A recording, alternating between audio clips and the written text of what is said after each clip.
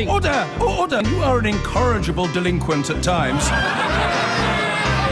Behave yourself, man!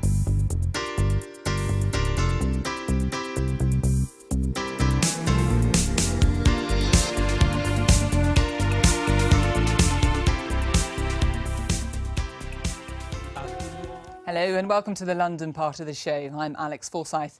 Joining me for the duration, Rushanara Ali, the Labour MP for Bethnal Green and Bow, and Theresa Villiers, the Conservative MP for Chipping Barnet. Now, it's challenging times for the Conservatives in London, where most people wanted to stay in the EU. The forecast for May's local elections makes grim reading for Tory supporters, and almost 2 years into his stint as mayor, it looks like Labour's Sadiq Khan has a pretty firm grip on office. So who can the Tories find who's willing and able to fight for City Hall in 2 years' time? Well, at an industry bash this week, looking at the effect of Brexit on the creative sector, our very own Joe Coburn caught up with the Conservative MP and former Culture Minister Ed Vaizey, and she asked him if he fancied his chances. I'll obviously thump Sadiq in any election if I choose to stand. And are you going to when stand, I win, I will continue Sadiq's work. A pretty confident Ed Vaizey. So, Theresa, is he the answer to the Tories' problem in London? Well, I'm sure if Ed put his hat into the ring, he'd be a great candidate. We've got other names that are being talked about, such as Justine Greening or Saeed Kamal. So there's a wealth of talent from which hopefully the Conservative Party will be able to choose. Justine Greening, of course, the former Education Secretary, Saeed Kamal, an MEP who's quite well known in the party. Who would you give your backing to? Well, I generally try not to sort of back candidates before they actually decide they're going to stand, but any one of those three would be a great candidate. I've sort of had a particularly long working relationship with Justine Greening, so if she did want to do it, I think she would have a lot of support. Is part of the problem for the Conservatives in London Brexit-supporting MPs like yourself? Because London, of course, voted to remain, and the Tories are the party of Brexit. Have they become a toxic brand? Yeah, the referendum has divided opinion in the capital as it has elsewhere in the country. I think it's important that we try and bridge those divisions, which is why the government in its negotiations has focused on compromise, on delivering an implementation period, and wants to develop a new and special partnership with the European Union. I mean, my goal, and I think that's shared by the government as well, is ultimately we want a new relationship with the European Union with which the majority can feel comfortable whether they were on the Remain side originally in the debate or on the Leave side. I mean, Rushanara, Sadiq Khan's been pretty uncompromising on Brexit. He's not trying to bridge the divisions in London at all. Well, he is the epitome of somebody who bridges divides, actually, and he's done a fantastic job in very challenging times as the Mayor of London. And well, in terms of if a candidate was enough, you know, for the Tories to resolve their problems in London, that would be one thing. But it's not. You know, there's a massive housing crisis. Brexit uncertainty is already causing relocations of businesses. You mentioned the creative industries sector. They contribute almost 100 billion in gross value added, but the uncertainty is costing jobs and costing the economy. I mean, you say not that to Sadiq mention Khan's done other areas. A wonderful job as the mayor, but if you just look at some of the stats, you know, knife crime is up, Transport for London. Are you seriously telling me that the Mayor of London is responsible for cuts in police funding? Well, the Mayor of London must take some responsibility for the state of the city. Well, no, hang on. Yes, and he's using the resources he has to deal with the policing challenge. But the national government should not be shirking responsibility on security, on policing. They have slashed police funding. That's led to a rise in crime across the country, including in London. Theresa Villiers, come back on that And they need point. to take responsibility instead of passing the buck. You know, saying that you can have power but not the resources is the wrong thing to do. But isn't Sadiq passing the buck if he doesn't accept his role and responsibility he's not in tackling passing these the issues? buck. He's trying to do the best with the resources he's got. But we need to recognise that the cuts in health, education and policing is coming from national government. And frankly, the public will see right through this sort of dishonesty. Briefly, Theresa Villiers, just come back on that point, please. None of those areas, not policing, not the NHS, not the schools, funding cuts are coming from national government. They have not had spending cuts. That is not true. They have and had education in response to your point about jobs, is being cut. Actually, employment levels are higher in London Try telling Let's hear from Theresa on this point. You know, record high levels of employment. Unemployment is as low as it has been since 1975. You're telling me policing, that the government hasn't cut I think funding? Sadiq Khan should spend that £500 million he's got in reserves on keeping police stations open. He has the money to do this. Why isn't he doing and close police stations OK, we're going to have to leave it there. I think hypocrisy. this sounds like this is shaping up to be a pretty hypocrisy. interesting mayoral fight, whoever the candidates may be, and no doubt we will see in time. Thank you both. Now, this week, the charity Gingerbread has carried out new analysis of data from the Office for National Statistics, and it's revealed that London has the highest number of single parents in the country. In fact, in some places in the capital, a majority of children are brought up by lone parents. These children are at greater risk of poverty, according to the Equality and Human Rights Commission, which claims their plight is a direct consequence of the welfare policies of recent governments. Well, joining me to talk all of this through is Ben-Galim from Gingerbread, which is the leading charity in fighting for the rights of single parents. Thanks very much for being with us. Firstly, why do you think this is such a prevalent issue in London? Well, I think London, with its high cost of living and also the impact of welfare reform, the high cost of childcare, makes it very prevalent for single parents in London and their children. I mean, this report's been critical, and you mentioned it there, of some welfare policies of, I think, subsequent governments, not just necessarily this one. What in particular do you see as the problem? So we see it's a combination of factors. It's a combination of welfare reform and particularly universal credit coming down the line. In addition, it's the increase of insecure work. So, for example, there are more single parents working zero-hour contracts than ever before, more single parents in insecure and low-paid work. And then on top of that, the cost of living, so housing costs, childcare costs, create a perfect storm, really, for many single parents really struggling, and particularly those in work. I mean, this isn't all government type problems. There are wider, perhaps, societal problems. Is there a role for local authorities? Is there a role for London to do more as a city? I mean, what is the solution to some of the problems you've posed? I think you're right. I think there's a number of different solutions at different levels, both of government and of civil society and families themselves and employers. So, for example, for central government, some of the changes around universal credit, particularly around the work allowance, which is the money that's withdrawn as you increase your earnings, that is less generous than when it was first proposed, and that's a real problem for single-parent families moving on to universal credit. For employers, really thinking about what genuine flexible work is, recognising that the cost of childcare is really high, childcare providers, and also what local authorities can do to ensure that there's enough childcare provision in each area. Those are the kinds of things that organisations like Gingerbread are looking for. I mean, Teresa Villiers, you heard there the criticism of universal credit, which is combining several benefits into one, the idea to try and get more people into work more easily. I mean, what's your response to the suggestion that some families are increasingly in poverty as a consequence? I don't accept that. Actually, the real driver of poverty is worklessness, and universal credit is helping lone parents to get into work, not least because it enables lone parents to claim 85% of eligible childcare costs. And also, they have a simpler system, and they have an advisor throughout their time in the benefit system who they can build a relationship with, who get advice from. And I think, actually, if you look at the statistics, it's clear that there are now fewer children living in workless households than there were in 2010 by over 500,000 fewer. You've heard the suggestion that it's unstable work, that it's zero-hour contracts, that it's too low paid to afford very expensive childcare costs in London particularly. Well, I mean, I can see that it is very important for employers to genuinely recognise, as you say, what flexible working involves. I think that is important. We have legislated on zero-hours contracts, but I think sort of focusing on this and clamping down further on those types of contracts, I think there is a case for doing that. So yes, as well as a reform of the benefit system that incentivises work and gets lone parents into work, I think there is more that can be done to ensure that the work they go into is more secure. Rashanara. Well, I just want to highlight how important it is to recognise the situation of single parents, and I really welcome the cross-party group that's been set up in Parliament, led by Rupa Huq and other MPs, which I'm a member of, because it is still the case that single parents face a stigma, their children face disadvantage, and child poverty is much higher among single parents. Isn't there a risk that groups like this and reports like this increase the stigma or demonise single parents because they're effectively saying that more children from lone parent families face poverty? No, I don't think so. It's about stating what the facts are and understanding where the challenges are so that policymakers and government can address those challenges, and those of us who are in opposition can put pressure on the government to ensure that they deal with the serious problems and often distinctive problems that single parents are facing, and also counter some of the rhetoric that goes with stigmatising parents. So if there was one thing you could do, change immediately, something tangible, what would it be?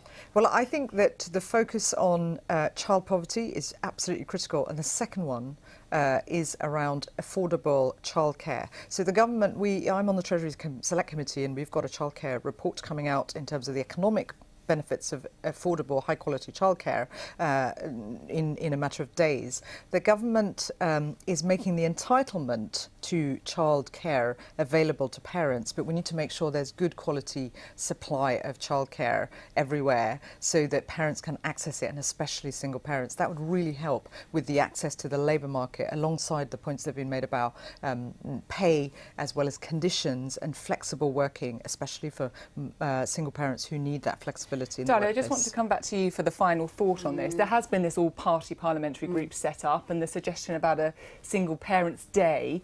What are you hoping that achieves? Is it just about awareness, or are there going to be some practical things you're proposing? I think it's both. I think it's definitely about awareness, and it's also kind of really thinking about the increase in poverty rates despite the highest ever single parent employment rate. And so I would really challenge the government around the notion that work is the best route out of poverty, because what we're seeing is work and in-work poverty are going hand in hand, and that's a challenge that we're really hoping that this group, amongst others, will tackle.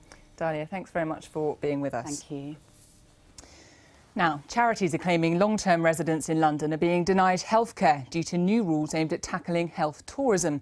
Since October, non-UK residents are charged up front for certain treatments. The government says the policy is a necessary measure, but there's criticism that people who can't afford to pay are being denied vital treatment, and they include those who've been living here legally, as well as undocumented migrants. Pavani Vadi reports. It's one of the founding principles of the NHS, free at the point of use for patients. But new rules introduced last October mean that those who aren't ordinarily resident in the UK have to pay up front for certain non-urgent treatments. It's meant to prevent health tourism and recoup the costs of treating overseas visitors. But these upfront charges are now catching some resident Londoners in the crossfire. The case that's put the issue in the headlines is that of Albert Thompson, who came here legally 44 years ago from Jamaica. He's worked as a mechanic and paid his taxes for 3 decades until he was diagnosed with prostate cancer. But he's been told that he has to pay thousands of pounds before he can start radiotherapy because he doesn't have the right documents. If we believe in universal health care, how can it be possible that someone lives and works in this country, pays their taxes, but is then denied access to the NHS for life-saving cancer treatment? Can the Prime Minister explain? Jeremy Corbyn has taken up his cause and the Prime Minister has promised to look into it. But Albert's is not an isolated case, according to the charity that's supporting him. Since 2015, Praxis has helped around 130 people of Commonwealth origin who've been living in London for decades and are now no longer eligible for certain services. It's only recently that people have been asked to provide documentation. And then if they don't have that, it's actually a very long, difficult and complicated process to try and prove your status. The government has to recognise that this is unfair and unjust and it's cruel. As well as long-term Londoners being caught out by these changes over their status, upfront NHS charges are also causing hardship for some asylum seekers and undocumented migrants.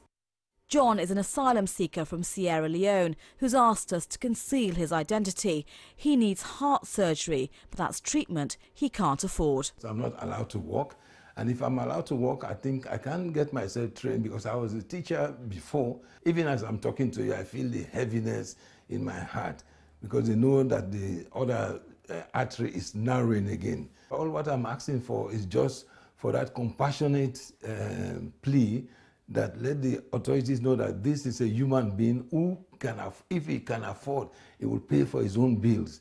doctors here. How can I help you today? At this charity clinic in East London, volunteer GPs regularly see patients who've had life-saving care, including chemotherapy, withheld because it's deemed non-urgent. They're not health tourists. The people we see are people that have arrived here because of violence, because of war, because of trafficking, because of torture, and they've arrived here and then become ill. The issue of health tourism does appear to affect London more than the rest of the country, with 9 out of 10 NHS trusts with the biggest unpaid bills being in this city. It costs around 0.3% of the total NHS spending in England, according to the government's most recent analysis. But critics say that figure could be much higher. Clearly, the system is not working. People who are not eligible for free care must be identified. Every patient presenting for elective non-emergency treatment should present a utility bill in their name to prove residency and a passport which would prevent identity fraud. In a statement, the Department of Health said it's reviewing the impact of introducing upfront healthcare charges and that their guidance makes it clear that urgent and immediately necessary care should never be withheld or delayed. But that may be of little comfort to people who can't get the treatment they need. Bhavani Vaddy reporting there. Well, I'm joined now by Satbir Singh, who is the Chief Executive of the Joint Council for the Welfare of Immigrants. Thanks very much for being with us. I mean, isn't the basic principle that those who can't prove they have a right to free healthcare don't get it? Isn't that correct? Well, it's important to note here that that includes most people in the country, including you and I.